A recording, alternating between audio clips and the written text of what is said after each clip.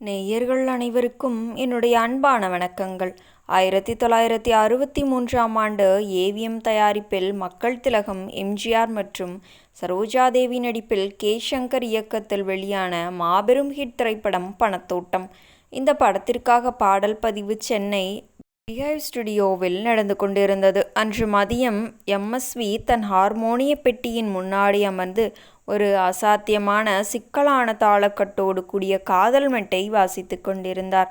அந்த மெட்டு வழக்கமான ராகமாக இல்லாமல் சற்றே துள்ளலும் வேகமும் கலந்த ஒரு மெட்டாக இருந்தது. அப்போது ஸ்டுடியோவுக்குள் நுழைந்த கண்ணதாசனை பார்த்த எம்எஸ்வி சிரித்துக்கொண்டே, என்ன அண்ணே, எப்பவும் எளிய டியூனுக்கு லாவகமாக பாட்டு எழுதிடுவீங்க, இந்த மெட்டு ரொம்ப சிக்கலானது, இதுக்கு உங்களால் உடனே வரிகள் போட முடியுமா என்று ஜாலியாக கேட்டார்.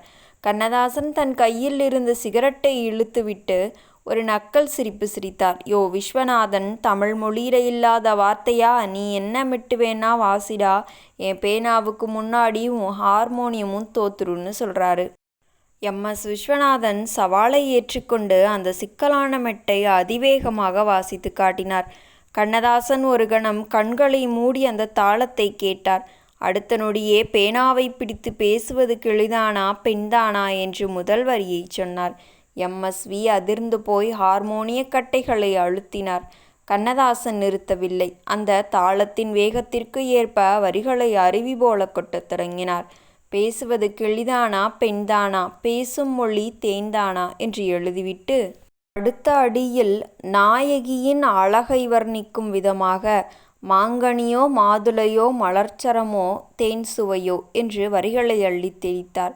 சரியா 10 நிமிடத்தில் எம்எஸ்வி அமைத்த அந்த சிக்கலான மெட்டுக்கு அச்சசலாக பொருந்தும் வகையில் முழு பாடலையும் எழுதி முடித்து கையில் கொடுத்தார் கண்ணதாசன்.